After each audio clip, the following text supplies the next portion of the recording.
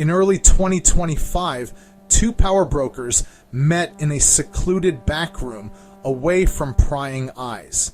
The air was thick with unspoken alliances and the weight of hardliner factions ready to turn on them at a moment's notice.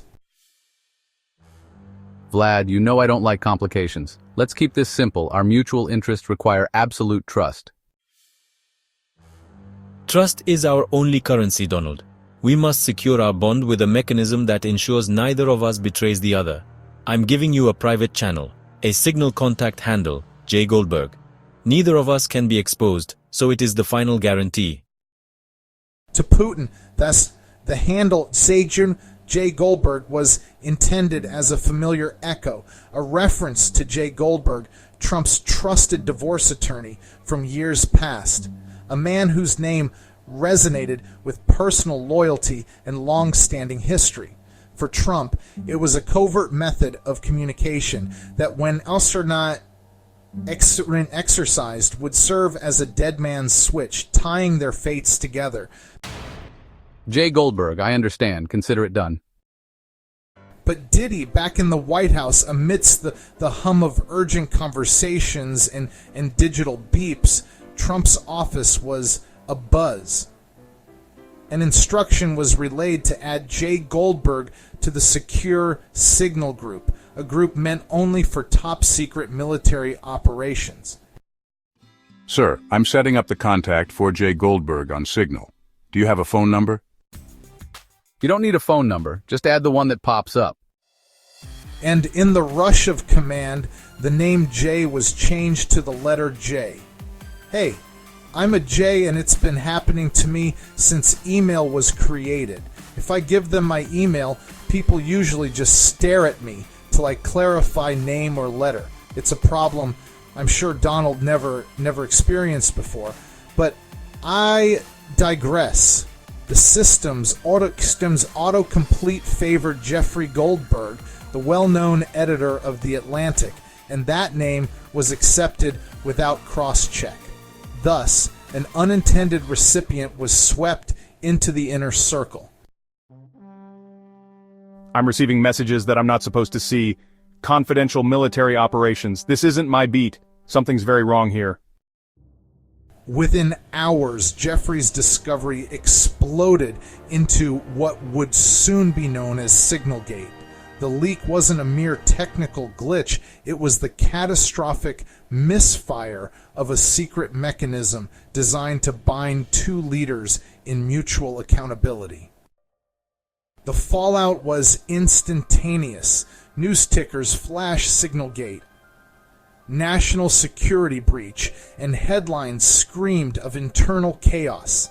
The private pact, once a safeguarded secret, was now splintered in the public domain. This is an outrage. I was given a handle, J. Goldberg, as a sign of loyalty from Putin. Instead, I end up with this leak. Putin set me up to humiliate me. Mr. President, with all due respect, it appears there's been a miscommunication. The contact was intended as a private marker.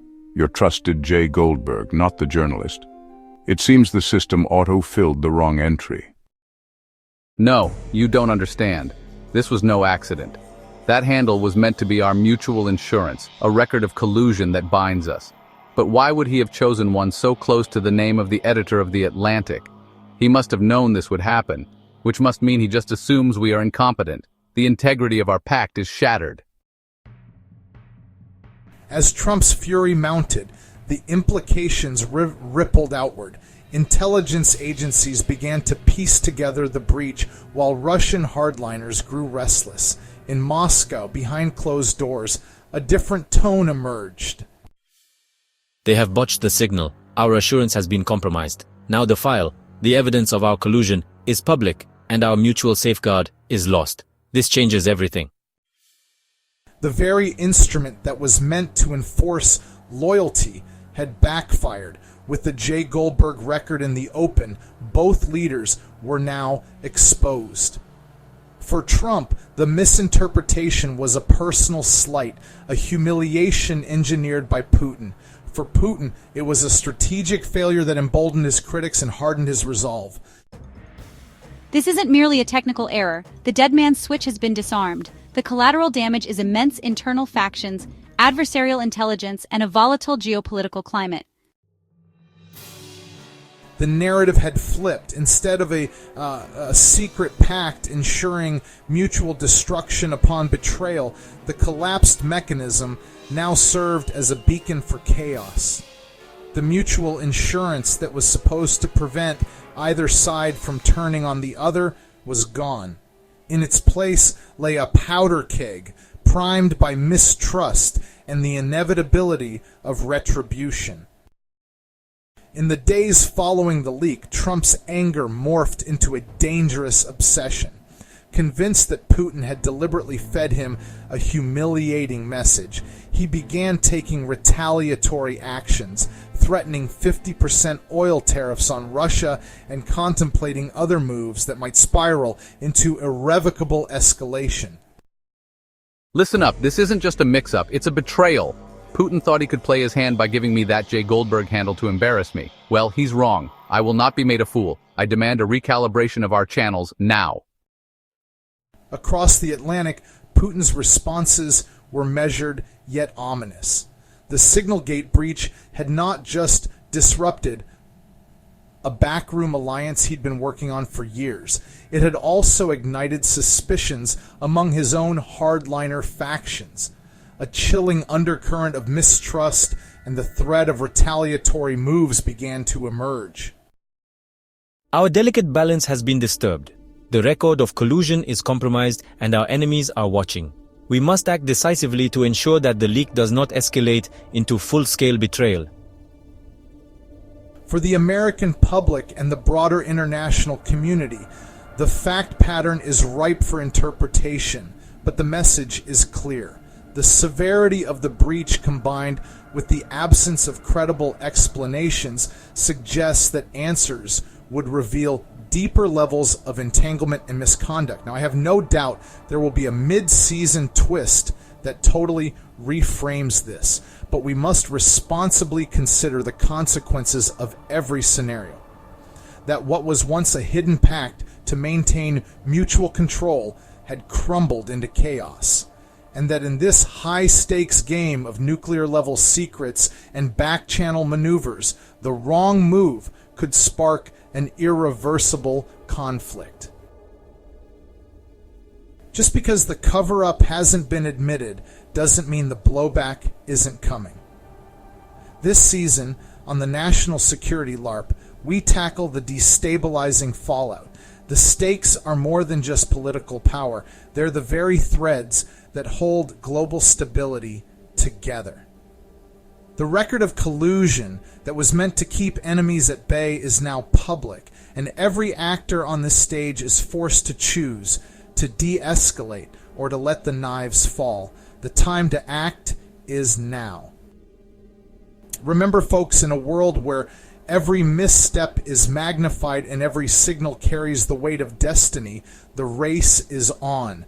And we, the people, must piece together the clues, hold our leaders accountable, and ensure that sanity prevails in the face of imminent collapse.